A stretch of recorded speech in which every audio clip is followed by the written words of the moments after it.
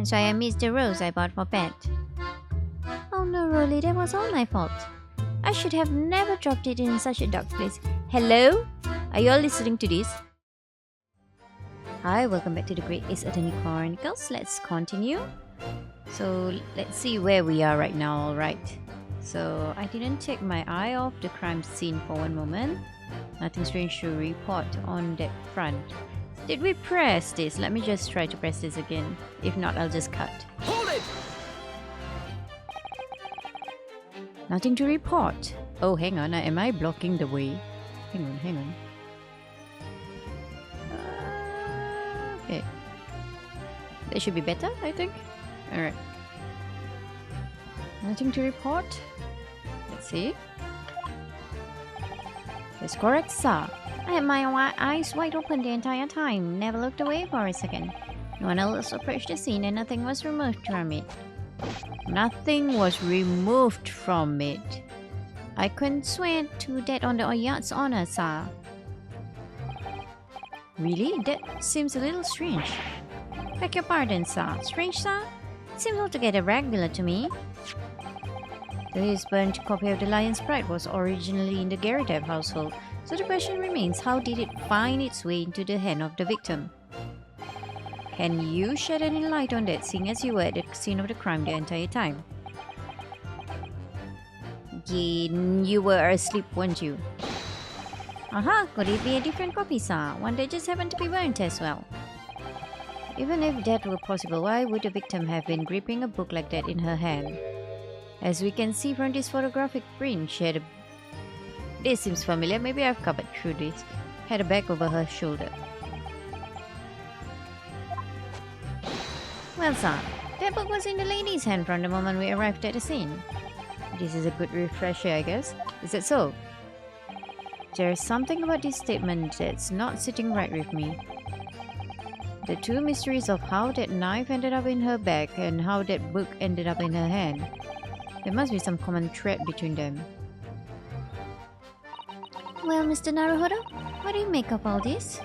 Yes, the whole idea of an invisible attacker has been troubling me all along. But I believe I'm starting to get a picture of what really happened here now. Sort of. Doesn't explain the grip, though. The fourth book that had no business being at the scene of the crime made me sure that Mrs. Garrett was hiding something from us. Oh, now I recall what I was suspecting. I forgot. I suspected the body was moved. Yes. But it's becoming increasingly clear that someone else has been hiding something from us as well. I think I may already be armed with everything I need to strike a decisive blow here. This time, I'm just going to expose the whole truth about this mysterious affair. Okay, I got it. Okay, I just went through the whole thing again and I remembered what was it that that might have happened. Like the body was moved. Alright, so we're here.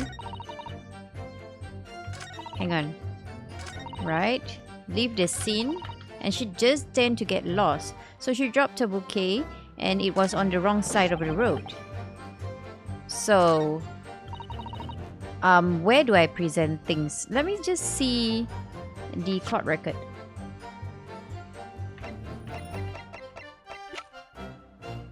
Right, the bouquet.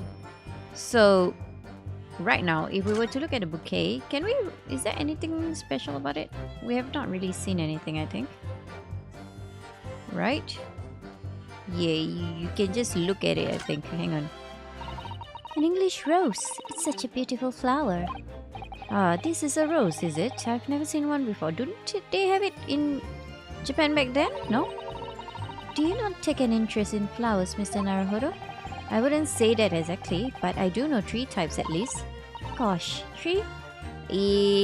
Sakura, chrysanthemum, and... I don't know. But sakura. Yes, plum blossom, peach blossom, cherry blossom. A chrysanthemum? No? Perhaps you should consider branching out, learning some that are fruit tree based, for example. Okay.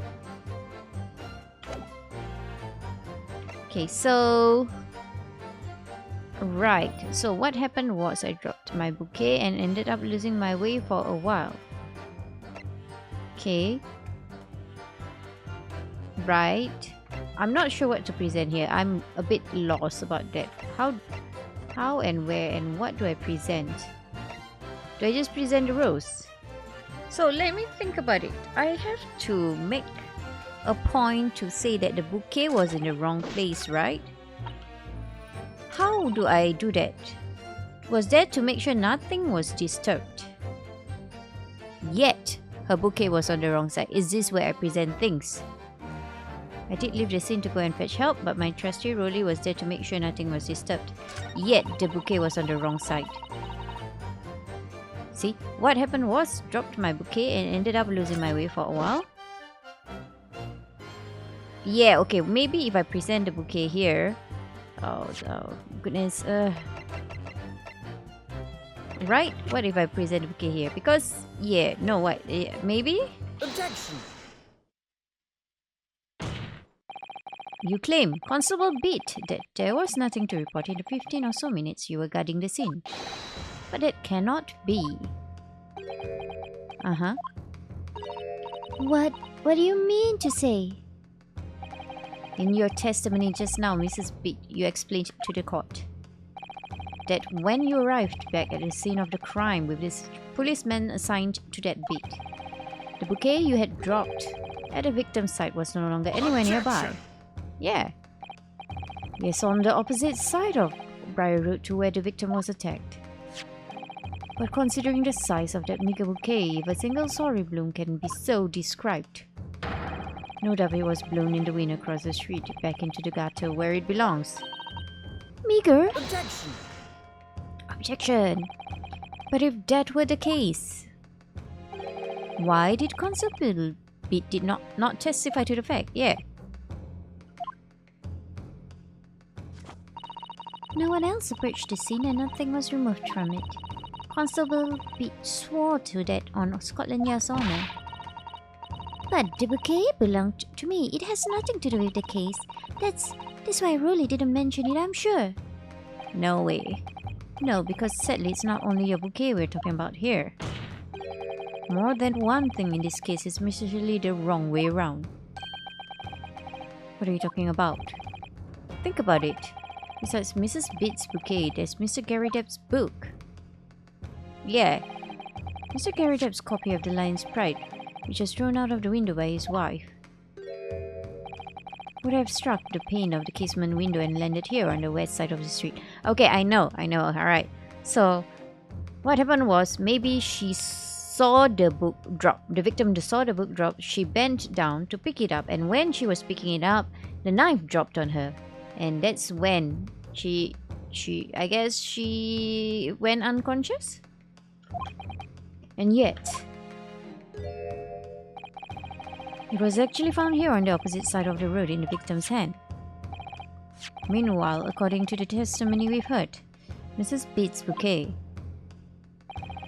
should have been dropped here at the scene of the crime on the east side of the street.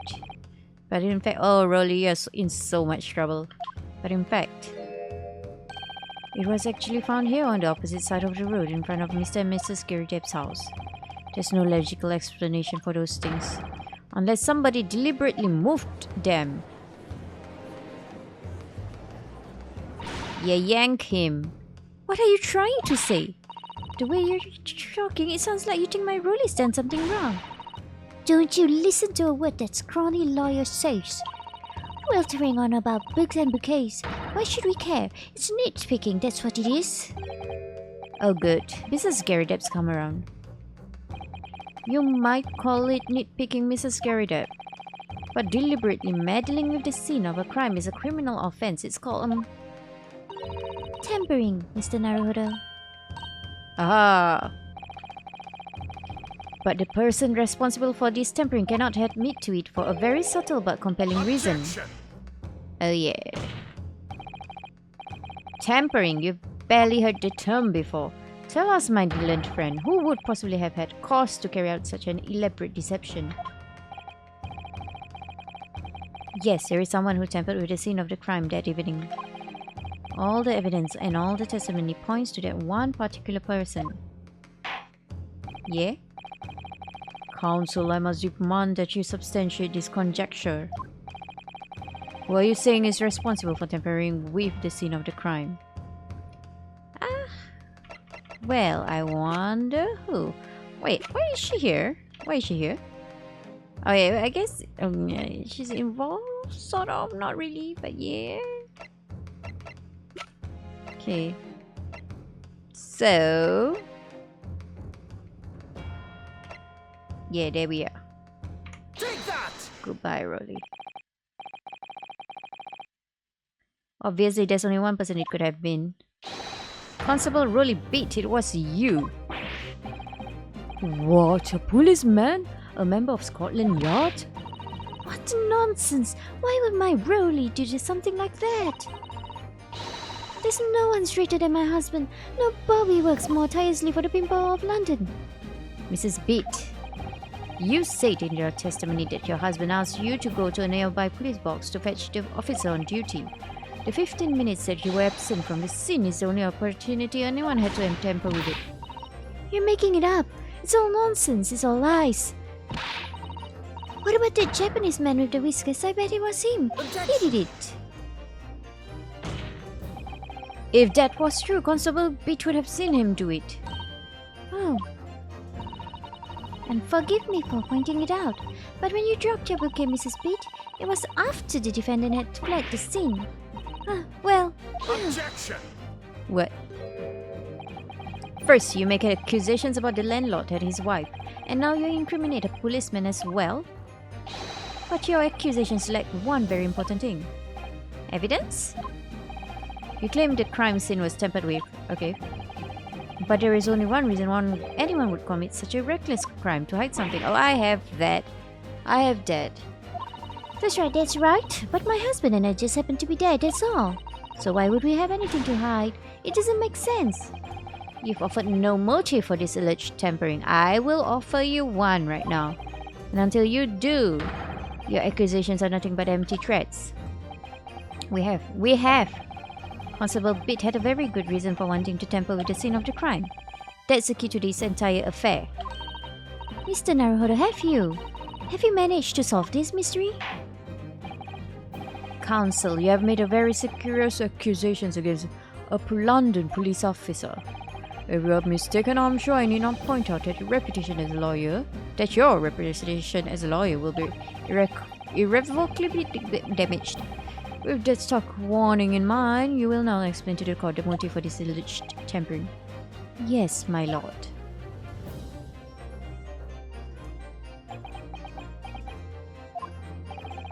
Constable Bates' motive for tampering with the crime scene was to hide where the victim fell. Because it was on his bed and he wants to avoid it. Where the victim fell to the ground. That is what the Bobby had to cover up at all costs. What? Where the victim fell? You mean when she was attacked? What are you talking about? We told you at the very start, didn't we? On the pavement of Briar Road. We saw it happen, remember? It was right here, as if anyone didn't already know. That's certainly what everybody had been led to believe. But in fact, that isn't where the victim was stabbed at all. What? What?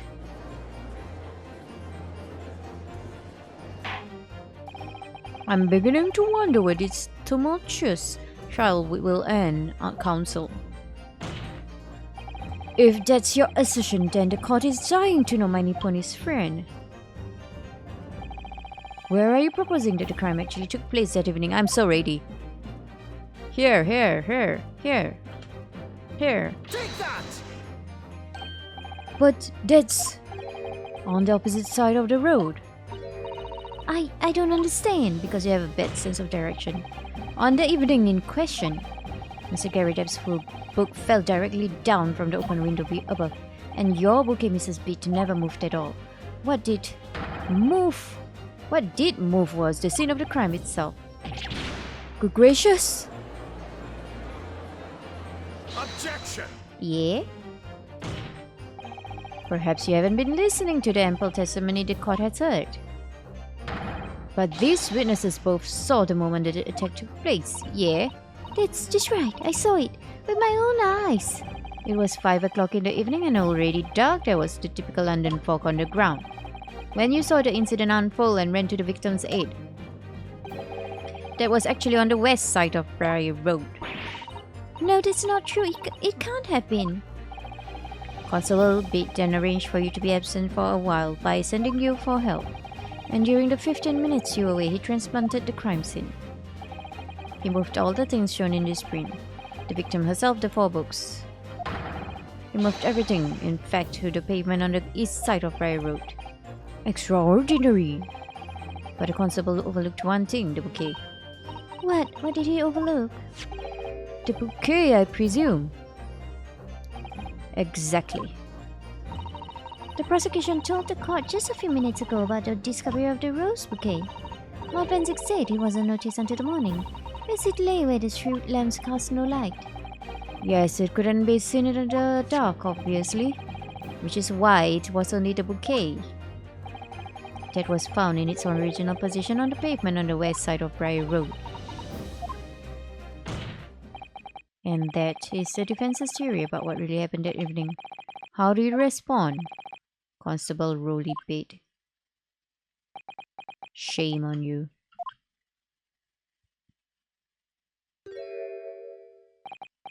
Well, I'm very sorry.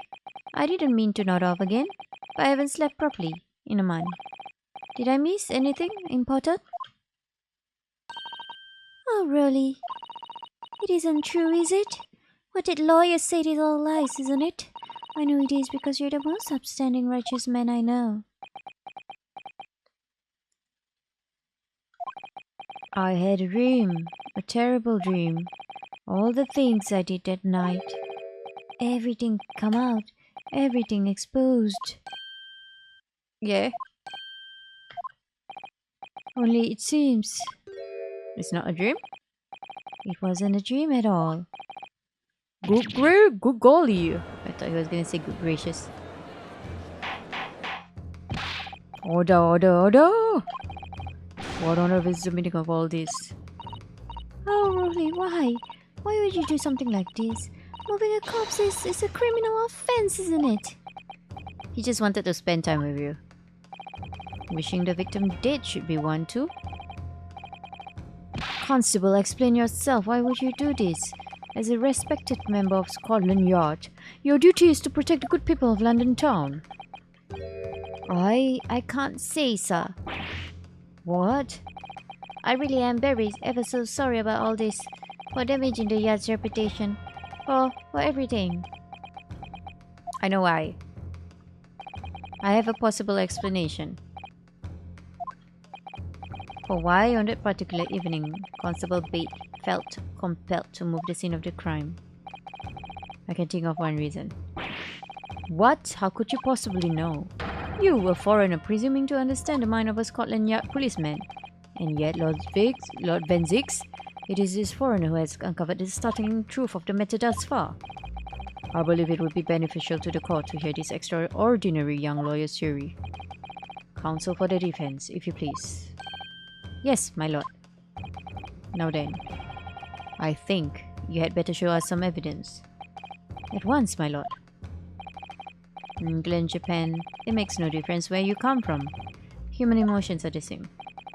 And I think I have a fairly good idea of the feelings behind this man's actions. What gives away the motive? Was it this? Is it this? Okay.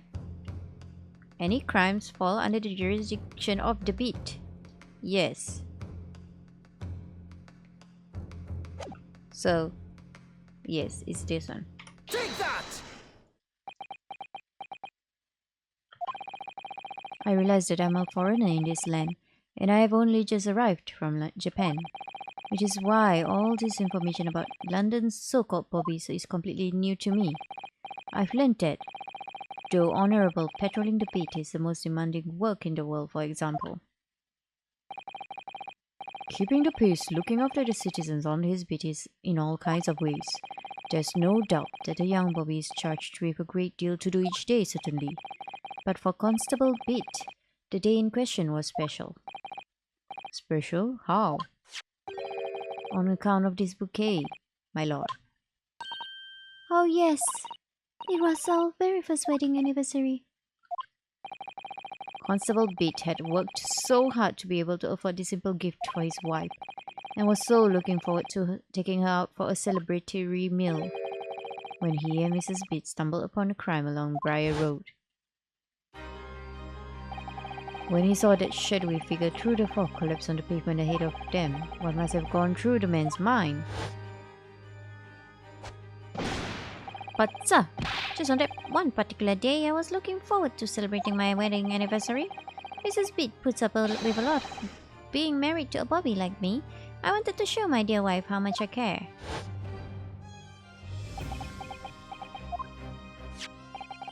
This is the warrant card that Constable Beat offered to lend to me earlier.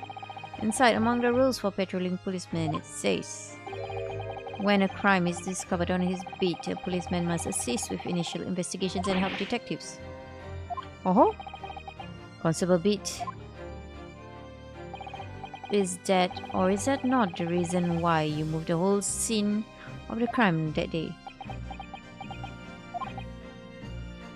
Yes. Everything you said, it's all right. So that's it. It was all to do with the boundary of your beat. Oh. Exactly. To summarize, the incident actually occurred on Constable Beat's beat. Good gracious! Constable, do you realize the gravity of what you have done? It's a crime. You'll be fired. You would be fired. It was the first time since I became a copper that I'd ever cursed God.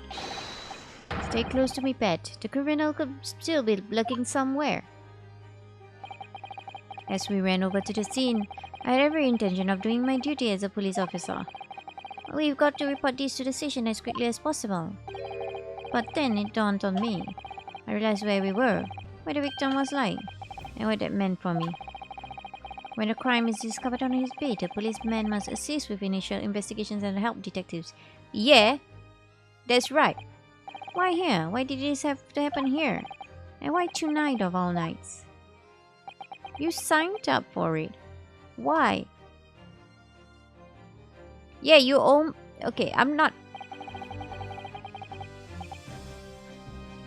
Yes, it's a copper's job to guard the scene of the crime, so I told Pat she'd have to go to the nearest police box and fetch whoever was on duty there. It was then when I opened my mouth to speak. It just came out. I couldn't believe the words that were coming out of my own mouth. This is the next beat next to mine, Pat. So you'll have to go to the police box that covers it. Turn right along Meerschaum Street and then...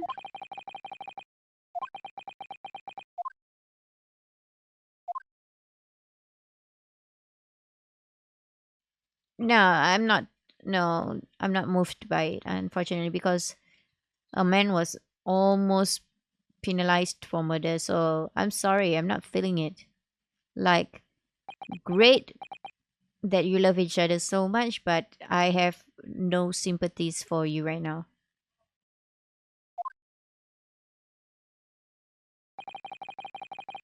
I'm sorry. I'm so sorry.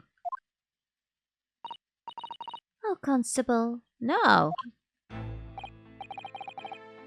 I just wanted, just that one night, to take my Patricia out for dinner. Like, I get it, but this is like, this was almost murder. This was almost murder. In a way. Oh, really? Just that one night.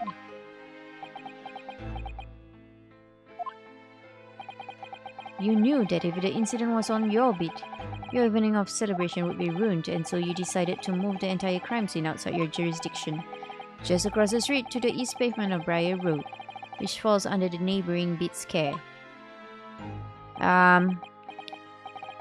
You see, I thought. Well, I was sure the victim was dead, you see. I beg your pardon? Of course he did.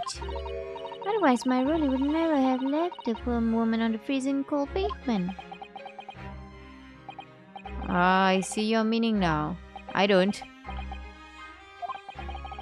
But God got me back for my sins, didn't he? That's why. That's why I missed the rose I bought for Pat. Oh no, Rolly, that was all my fault. I should have never dropped it in such a dark place. Hello? Are you all listening to this? I'm so sorry, Rolly. Wow, I have... And can you tell us, Constable, how many books did you move from the one side of the road to the other in total? 4 it was. Yes, sir, definitely 4. 3 of them dropped by Mr. Natsume and the 4th being the one that fell from the window upstairs in the Kiradep household, of course.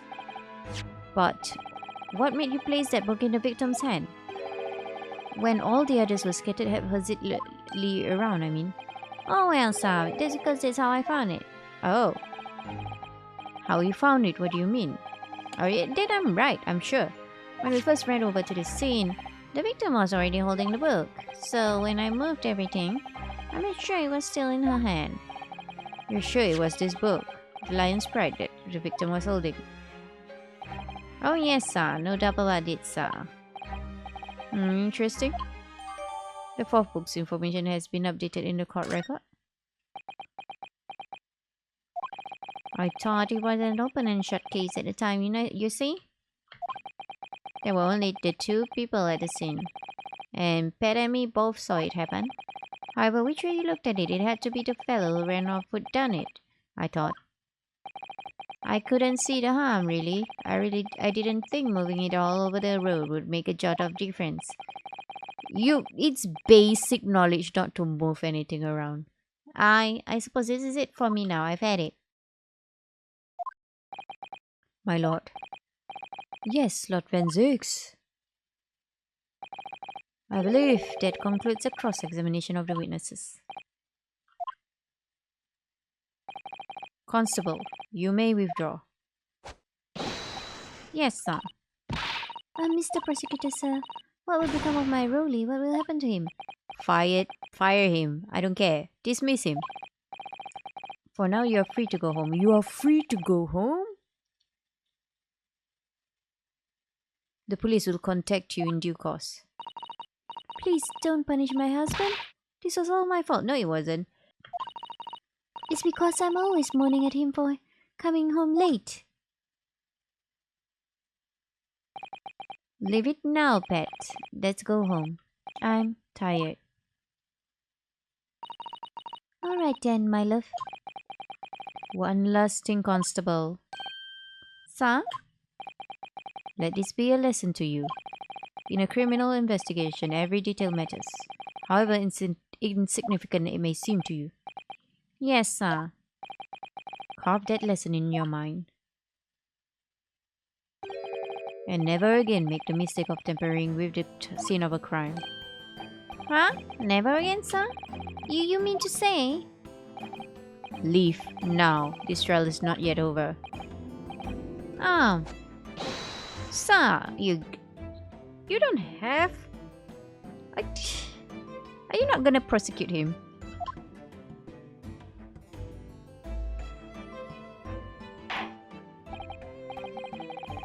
Well, quite a startling revelation, I must say. Whoever thought of a third party transplanting the entire scene of a crime like that? Indeed, my lord. Nevertheless, there are some immutable facts here. Principally, that the accused, Mr. Soseki Natsume, is the only person who could possibly have committed this crime. No, I disagree. Now that we know the true scene of the incident, there is someone else. Another person who could be responsible for the knife in the victim's leg. Hey, Joan, come here. Forgive me for being presumptuous, but I believe the prosecution is probably well aware of this possibility already. Lord Van Zix, is this true? Very well. Name the person if you will. Any further investigation is warranted. The prosecution has no objection to the trial continuing. You will name this other person who could have perpetrated the crime. Take that! The defense would once again like to request the cross-examination of a new witness, my lord. Once again, my assistant made the same request earlier. In order to finally reveal the truth about this case, it's imperative that we cross-examine juror number 4, Mrs. Joan Garrideb. Me? Objection! Oh, dearie me. That request has already been denied. But the situation is very different now. Mrs. Garrideb, answer me this. What do you want now, you little toad? At the time of the incident, you were engaged in a violent argument with your husband, Mr. John Garrideb. In the course of the argument, a minor house fire was ignited. And to clear the smoke from the room, your husband opened a window that looks out over Briar Road. Well, what of it? You threw this book at your husband when he was cornered with his back against the window. Upon striking the pane of the open-top hinged casement, the book plummeted directly down, finding its way to what we now know to be the true scene of the incident. Yes, and as I said, what of it? How about the knife? During the argument, you were beside yourself with rage. As such, you threw not just books, but anything you could lay your hands on. So, let me ask you one more time, Mrs. Garrideb. This knife, the one removed from the victim's back, have you really never laid eyes on it before? Are you gonna lie?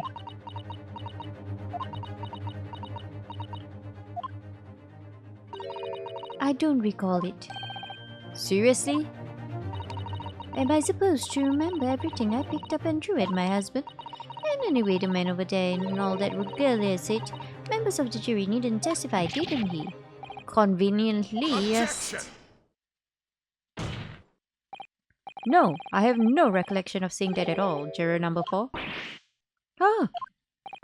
Make no mistake, you jurors are not special in any way. You are not immune to the judicial process. If you know something about this knife, madam, I'll let the truth come out. But it's just a common garden knife. It could have come from anywhere. With several like that at home, if one went missing, how would you expect me to know? What's that? Are you joking? What are you saying, please, Mrs. Garrideb? So, it went missing. Now you listen to me. I refuse to believe all this nonsense. I couldn't bear the thought that I injured someone. Do you hear? I couldn't bear it. But you're okay with injuring your husband? Oh, the poor woman. So yes, I want evidence. I want to see hard evidence if you're gonna insist on this being my fault. Wait, let me take a look at the knife. I haven't looked at the knife, have I? Okay, hang on. Can we do something about this? Let's open it. Right. Do I not have anything? Oh, look here, Mr. Naruto, just at the tip. A small piece of the blade appears to be missing. Oh no, where did it go? You're right, well spotted, Mrs. Sato. I wonder what could have happened to it. Yes, you don't think that it could still be lodged in the victim, do you? Oh. Oh dear, I do hope not. That sounds terribly painful. Hang on. So it got stuck somewhere. Do we know where though? But I don't see anything else. Oh, I have no idea then. Oh no. It's very stylish paper the flowers wrapped in, isn't it? It's just an old newspaper, Mr. Naruhodo. Oh, I suppose it's because I'm not used to seeing English print. It looks so exotic to me. Ah, I see. Is something wrong? Oh, no. I was just thinking that if we wrapped a stone-baked sweet potato in English newspaper, it might look like some sort of fancy cake. Ah, Susato-san, you do love your cakes.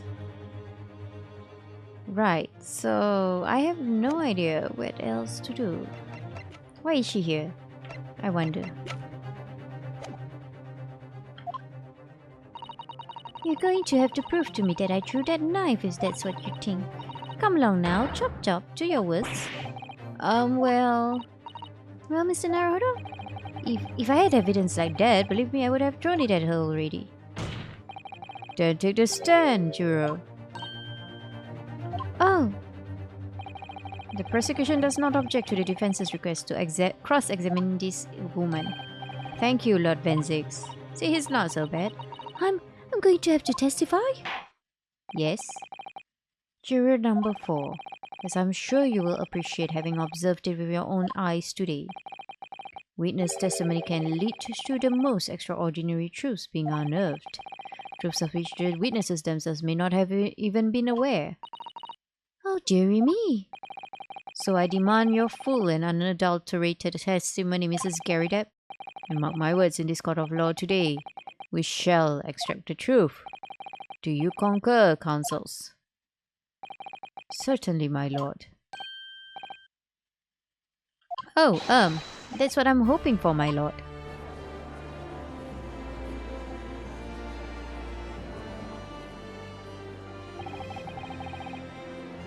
This is such a strange feeling. For the first time since arriving in this country, it actually feels real. Yeah? I'm here in the Old Bailey, and I'm a lawyer. Good for you. That's great. Alright, so we are going to end the episode here. And until the next time, thank you for watching and goodbye.